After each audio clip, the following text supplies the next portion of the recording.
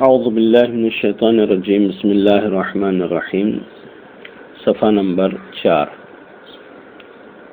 اس صفحے میں سورہ مبارکہ بقرہ کی 17 نمبر کی آیت سے لے کر 24 نمبر تک کی آیات ہیں، جس میں سب سے پہلے 4 آیتوں میں 2 مثال پروردگار عالم نے بیان کی ہے، اور یہ مثال بھی منافقین کے لیے ہے۔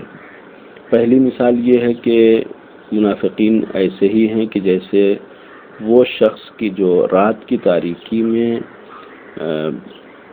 روشنی کرنے کے لیے، اجالا کرنے کے لیے آگ جلاتا ہے، اور اس کے بعد پروردگار عالم اس آگ کی روشنی کو ختم کر دیتا ہے۔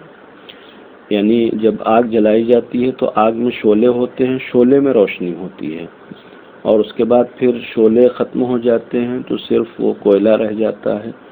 آگ جلتی رہتی ہے، آگ کی گرمی برقرار رہتی ہے، لیکن آگ کی روشنی ختم ہو جاتی ہے۔ لہذا وہ آگ اس کام کی نہیں رہ جاتی کہ جس کے لیے مثلا اس نے جلایا تھا، یعنی اس نے جلایا تھا روشنی کے لیے، لیکن وہ روشنی ختم ہو گئی اس کی، اور وہ صرف اور صرف آگ رہ گئی، اس میں گرمی رہ گئی، لیکن روشنی نہیں مل سکتی۔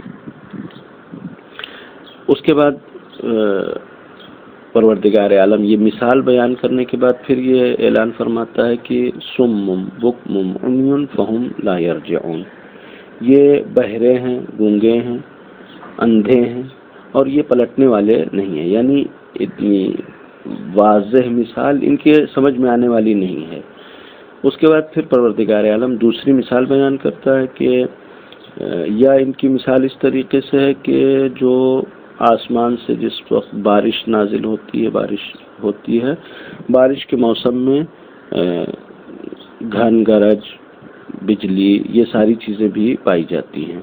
تو بارش کے ساتھ ساتھ جو ہے وہ رعد و برق بھی ہو، گرج اور کڑک بھی ہو آسمان میں، اور بجلی بھی چمک رہی ہو، تو انسان کے اوپر خوف کا ایک ایسی یعنی خوف کی ایسی حالت طاری ہوتی ہے کہ جس میں انسان ڈر کے مارے اپنے کان میں انگلی ڈال لیتا ہے تاکہ وہ کڑک بجلی کی وہ سنائی نہ پڑے۔ یعنی انسان کے وجود کو بالکل ہلا کے رکھ دیتی ہیں بجلیاں جب رات میں چمکتی ہیں، ایک خوف انسان کے اندر طاری ہو جاتا ہے۔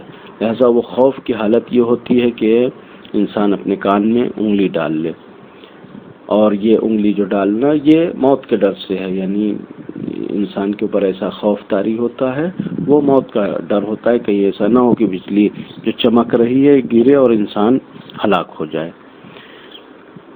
اور پھر وہ انسان کرتا کیا ہے کہ جب بجلی چمکتی ہے تو انسان آگے بڑھتا ہے، راستہ اس کو دکھائی پڑتا ہے، آگے بڑھ جاتا ہے، لیکن جب بجلی کی چمک ختم ہو جاتی ہے تو پھر اپنی جگہ پر رک جاتا ہے۔ اگر پروردگار عالم چاہے تو وہ جو ان کی دیکھنے کی قوت ہے، یعنی بجلی چمکے لیکن آنکھ کو پروردگار اندھا کر دے، دیکھنے کی قوت ختم ہو جائے گی۔ اگر پروردگار چاہے تو ان کی سننے کی قوت ختم ہو جائے گی، یعنی یہ جو گھن گرج کو سن رہے ہیں، پروردگار عالم چاہے تو ان کو بہرا کر دے۔ پروردگار عالم یہ جو بجلی کی چمک سے راستہ دیکھ رہے ہیں، پروردگار چاہے تو ان کو اندھا کر دے، لیکن پروردگار عالم نے ان کو گویا چھوڑ کے رکھا ہے، لیکن چھوڑ کے اس لیے نہیں رکھا ہے کہ جو چاہیں کریں، بلکہ ان کے لیے یعنی جو آخرت کا عذاب ہے وہ سخت ہوگا، اور پروردگار عالم ہر چیز کے اوپر قدرت رکھتا ہے۔ یہ 2 مثالیں یہاں منافقین کے حوالے سے دی گئی ہیں کہ منافقین کی زندگی میں بھی ہو سکتا ہے کچھ خوشایند چیزیں آئیں، مثلا یہ کہ بجلی چمکتی ہے تو راستہ چلتے ہیں، یعنی کچھ دیر راستہ چلے، لیکن ایسا نہیں ہے کہ ہمیشہ راستے پہ چل سکیں گے۔ یعنی یہ ایک اندھے پن میں، یعنی اندھیرے میں یہ آگے چل رہے ہیں، ان کو راستہ نظر نہیں آ رہا ہے، ہمیشہ ایسا ان کی زندگی میں نہیں ہوتا۔ یا جو پہلی بھی مثال وہی تھی کہ آگ جلایا انہوں نے، بس تھوڑی دیر روشنی ہوگی، اور اس کے بعد پھر صرف اور صرف آگ کی حرارت رہ جائے گی، آگ کی گرمی رہ جائے گی، روشنی ختم ہو جائے گی۔ لہذا یعنی ایک انسان کی توقع یہ ہوتی ہے کہ اگر کوئی انسان برا ہے، پروردگار عالم اس کو بالکل درماندہ اور بالکل فقیر مسکین بیچارہ بنا کے کیوں نہیں رکھتا؟ نہیں، بہت ساری زندگی کے چمک دمک منافقین کے ہاں بھی پائی جاتی ہے، خدا کے دشمنوں کے ہاں بھی پائی جاتی ہے، لیکن خدا کے دشمنوں کے ہاں یہ جو چمک دمک پائی جاتی ہے بس چند روزہ ہے۔ فرعونیت ہمیشہ کے لیے نہیں ہے، نمرودیت ہمیشہ کے لیے نہیں ہے، یعنی پروردگار عالم اپنے ایسے دشمنوں کو بھی مہلت دیتا ہے کہ جو بالکل مقابل میں آ کے پروردگار عالم کے سامنے آ کر مثلا خدائی کا دعویٰ کر جاتے ہیں۔ ان کی زندگی میں بھی کچھ فرصتیں ہوتی ہیں، کچھ امکانات ہوتے ہیں کہ ظاہر ہے کہ فرعون کو اتنی بڑی سلطنت ملی کہ وہ خدائی کا دعویٰ کر سکے۔ جس انسان کے پاس طاقت اور قدرت نہ ہو وہ خدائی کا دعویٰ نہیں کر سکتا، لہذا پروردگار عالم ایسے لوگوں کو بھی مہلت دیتا ہے، لیکن یہ مہلت ان کے لیے بہرحال یعنی اچھی نہیں ہوتی، بلکہ وہ ان کو برباد کرنے کے لیے ہوتی ہے اور ان کو عذاب کی گرفت میں لینے کے لیے ہوتی ہے۔ اس کے بعد ڈائریکٹ لوگوں سے خطاب ہے کہ یا ایھا الناس اعبدوا ربکم الذی خلقکم، اے لوگو، یا ایھا الناس، اے لوگو اپنے رب کی عبادت کرو۔ پھر اس کے بعد رب کی صفات بیان کیے۔ سب سے پہلی صفت یہ بیان کی کہ الذی خلقکم، یہ رب وہ ہے، اللہ وہ ہے کہ جس نے تمہیں پیدا کیا، والذین من قبلکم، اور جو تم سے پہلے آئے ہیں ان کو بھی اسی پروردگار عالم نے پیدا کیا ہے، یعنی تمہارا بھی خالق ہے، تم سے پہلے والوں کا بھی خالق ہے۔ یہ عبادت اس لیے کرو کہ تمہارے دل میں تقوی پیدا ہو جائے اور تم متقی بن جاؤ۔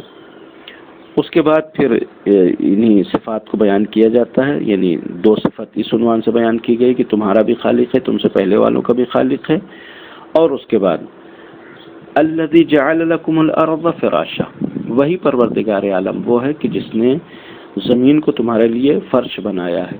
زمین یقیناً قابل سکونت نہیں ہے ہر جگہ، پروردگار عالم نے زمین کو اس طریقے سے بنایا کہ انسان کے لیے قابل سکونت ہو گئی۔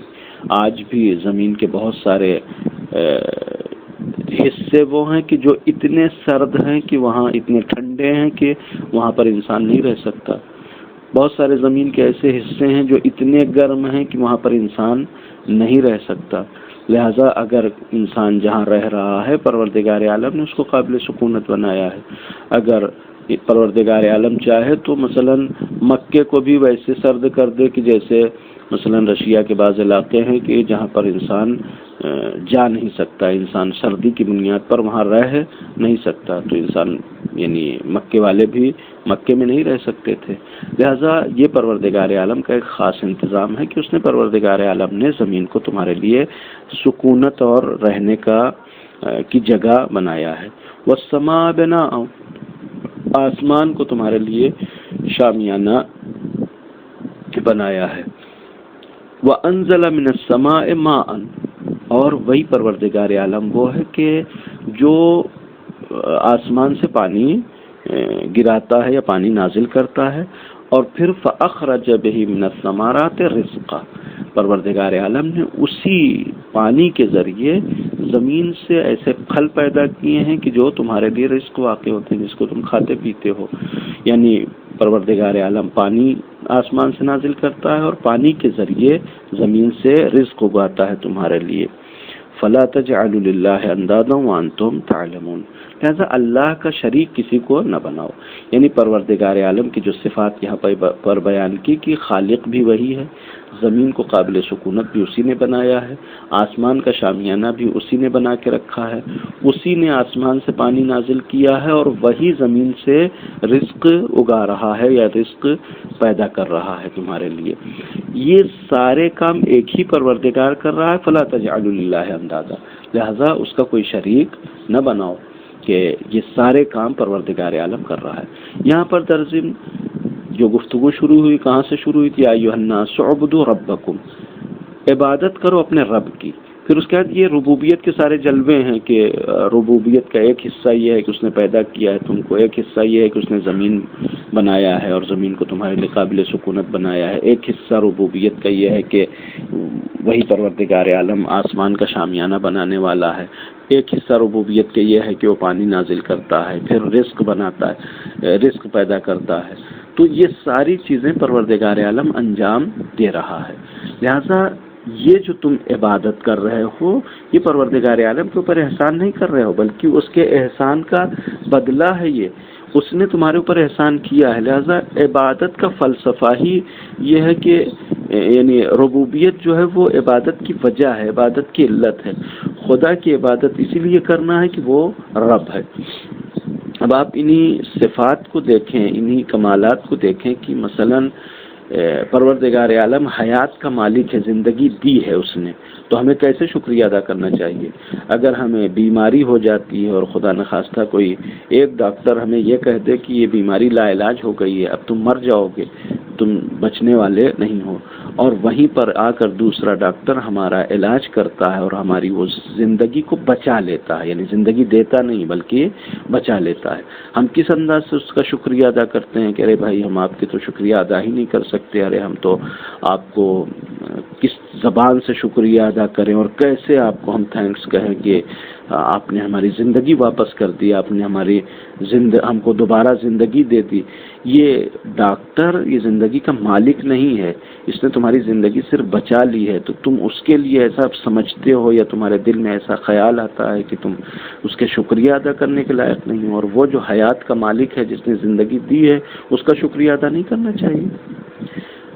مثلا ایک انسان جو ہے وہ آج ایک ٹائم اگر ہم کو کھانا کھلا دیتا ہے، خاص طور سے اگر ضرورت کے وقت ہمیں کھانا کھلا دے تو ہم اس کا شکریہ ادا کرتے ہوئے نہیں تھکتے ہیں. پروردگار عالم هو الذی انزل من السماء ماء، پانی نازل کیا، پانی کے ذریعے ہمارا رزق بنایا. مستقل جو کچھ ہم کھا رہے ہیں وہ پروردگار عالم کی عطا ہے، خدا کا دیا ہوا ہے. تو اگر ایک ٹائم کھلانے والے کا ہم شکریہ ادا نہیں کر سکتے اور اپنی طرف سے اس طریقے سے اظہار کرتے ہیں یا اس کے سامنے اسے خاک ساری اور ذلت کا اظہار کرتے ہیں کہ نہیں بھائی تمہارا ہم احسان نہیں چکا سکتے، تمہارا احسان ہم بھول نہیں سکتے، تو پروردگار عالم جو مستقل رزق دے رہا ہے، رازق ہے، اس کو ہم کیسے بھول سکتے ہیں؟ اس کی عبادت ہم کیوں چھوڑ دیتے ہیں؟ لہذا عبادت ہم خدا کی عبادت کر کے خدا کے اوپر احسان نہیں کرتے بلکہ پروردگار عالم کا شکریہ ادا کرتے ہیں کہ اس نے یہ ساری چیزیں ہم کو دی ہیں. اس کے بعد پھر پروردگار عالم خطاب کرتا ہے ان لوگوں سے کہ جو قرآن کے سلسلے میں شک و تردید سے کام لیتے ہیں، اور یہ خطاب بھی وہ ایسے افراد سے ہے کہ جن کو کافر قرآن نے تعبیر کیا ہے. یعنی عام طور سے قرآن نے جو لوگ نہیں جانتے ان کو سمجھانے کی کوشش کی ہے، جو نہیں سمجھتے ان کو سمجھانے کی کوشش کی ہے، جو نہیں جانتے ان کو بتانے کی کوشش کی ہے. لیکن جو جان بوجھ کے انکار کرتے ہیں اور سمجھ بوجھ کے پھر بے شعوری کا اظہار کرتے ہیں، ان کے لیے قرآن اس طریقے سے چیلنج کرتا ہے کہ اگر تم کو اس بات میں شک ہے کہ جو قرآن نازل کیا ہے ہماری طرف سے نہیں ہے تو تم اس جیسا قرآن لے کے آؤ. اور پھر پروردگار عالم اس بات کا اعلان کرتا ہے کہ خدا کے علاوہ تمہارے جتنے بھی مددگار ہوں سب کو لا سکتے ہو. یعنی خدا کے علاوہ کوئی دوسری ذات ایسی نہیں ہے کہ جو دوسرا قرآن لا سکے. اور پھر بہت سخت دھمکی قرآن نے دی ایسے لوگوں کو کہ ظاہر ہے کہ تم سب سمجھ رہے ہو اور اس کے باوجود نادان بن رہے ہو، تو یاد رکھو کہ نہ قرآن کا جواب لا سکو گے اور نہ تم جو ہے وہ یعنی اس قرآن جیسا کوئی دوسرا قرآن لا سکتے ہو.